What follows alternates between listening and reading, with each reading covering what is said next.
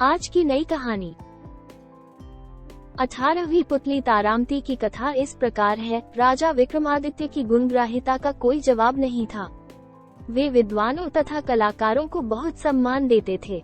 उनके दरबार में एक से बढ़कर एक विद्वान तथा कलाकार मौजूद थे। फिर भी अन्य राज्यों से भी योग्य व्यक्ति आकर उनसे अपनी योग्यता के अनुरूप आदर और पारितोषिक प्राप्त करते थे। एक दिन विक्रम के दरबार में दक्षिण भारत के किसी राज्य से एक विद्वान आशय था कि विश्वासघात विश्व का सबसे नीच कर्म है। उसने राजा को अपना विचार स्पष्ट करने के लिए एक कथा सुनाई। उसने कहा, आर्याव में बहुत समय पहले एक राजा था। उसका भरा पूरा परिवार था। फिर भी 70 वर्ष की आयु में उसने एक रूपवती कन्या से विवाह किया।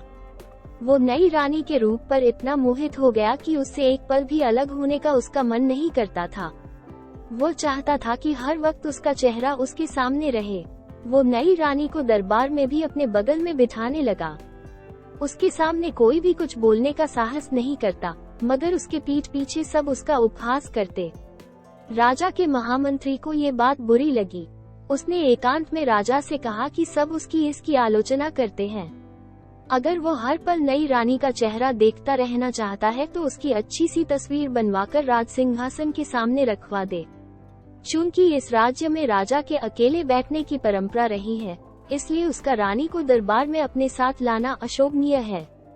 महामंत्री राजा का युवा काल से ही मित्र जैसा था और राजा उसकी हर बात को गंभीरता पूर्वक लेता था।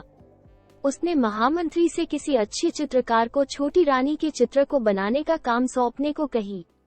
महामंत्री ने एक बड़े ही योग्य चित्रकार को बुलाया। चित्रकार ने रानी का चित्र बनाना शुरू कर दिया। जब चित्र बनकर राजदरबार आया तो हर कोई चित्रकार का प्रशंसक हो गया। बारीक से बारीक चीज को भी चित्रकार ने उस चित्र में उतार दिया था। चित्र ऐसा जीवंत था मानो छोटी रानी किसी भी क्षण बोल पड़ेगी। राजा को भी चित्र बहुत पसंद आया। तभी उसकी नजर चित्रकार द्वारा बनाई गई रानी की जंघा पर गई, जिस पर चित्रकार ने बड़ी सफाई से एक तिल दिखा दिया था। राजा को शंका हुई कि रानी के गुप्त अंग भी चित्रकार ने देखे हैं और क्रोधित होकर उसने चित्रकार से सच्चाई बताने को कहा। चित्रकार ने पूरी शालीनता से उसे विश्वास दिलाने की कोशिश की कि प्रकृति ने उसे सूक्ष्म दृष्टि दी है, जिससे उसे छिपी हुई बात भी पता चल जाती है। तिल उसी का एक प्रमाण है और उसने तिल को खूबसूरती बाने के लिए दिखाने की कोशिश की है। राजा को उसकी बात का जरा भी विश्वास नहीं हुआ। उसने जल्लादों को बुलाकर तत्काल घने जंगल में जाकर उसकी गर्दन उड़ा देने का हुक्म दिया तथा कहा कि उसकी आंखें निकालकर दरबार में उसके सामने पेश करें।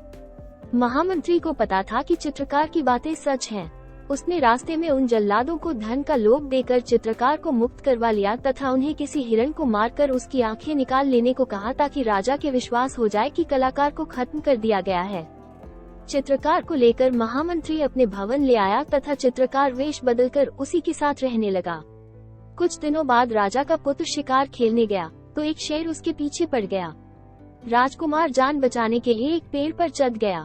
तभी उसकी नजर पेड़ पर पहले से मौजूद एक भालू पर पड़ी। भालू से जब वह भयभीत हुआ तो भालू ने उससे निश्चिंत रहने को कहा। भालू ने कहा कि वह भी उसी की तरह शेर से डरकर पेड़ पर चढ़ा हुआ है और शेर के जाने की प्रतीक्षा कर रहा है। शेर भूखा था और उन दोनों पर आंख जमाकर उस पेड़ के नीचे बैठा था। राजकुमार को बैठे बैठे नींद आने लगी और जगे रहना उसे मुश्किल दिख पड़ा। भालू ने अपनी ओर उसे बुला दिया। एक घनी शाखा पर कुछ देर सो लेने को कहा।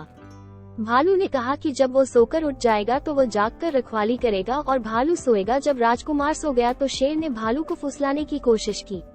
उसने कहा कि वो और भालू वन्य प्राणी हैं, इसलिए दोनों को एक दूसरे का भला सोचना चाहिए। मनुष्य कभी भी वन्य प्राणियों का दोस्त नहीं हो सकता। उसने भालू से राजकुमार को गिरा देने को कहा, जिससे कि वो उसे अपना ग्रास बना सके।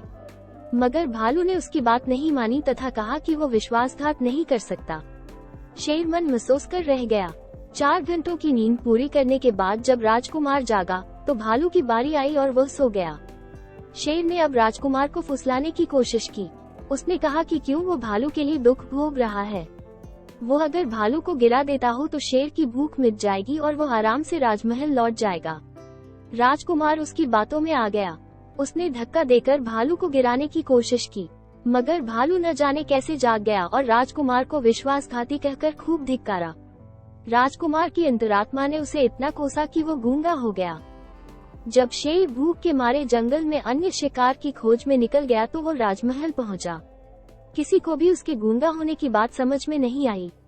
कई बड़े वैद्य आए, मगर राजकुमार का रोग किसी की समझ में नहीं आया। आखिरकार महामंत्री के घर छिपा हुआ वो कलाकार वैद्य का रूप धरकर राजकुमार के पास आया। उसने गूंगे राजकुमार के चेहरे का भाव पढ़कर सब कुछ जान लिया।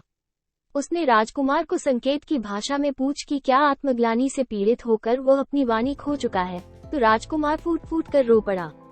रोने से उस पर मनोवैज्ञानिक असर पड़ा और उसकी खोई वाणी लौट आई।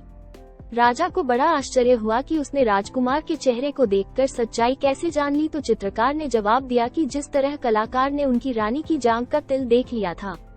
राजा तुरंत समझ गया कि वो वही कलाकार था जिसके वध की उसने आज्ञा दी थी।